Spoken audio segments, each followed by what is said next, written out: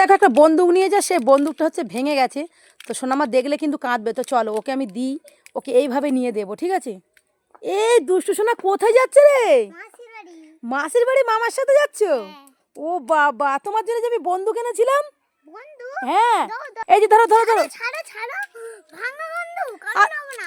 আরে ভেঙে গেছে তো কি করবো?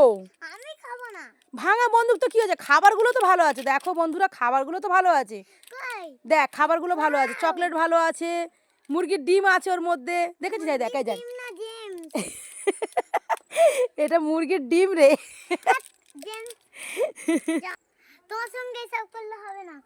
আরে দাঁড়াবি তো, কি জ্বালাতন! মাসির বাড়ি যাবে বলে এতটা ভাও?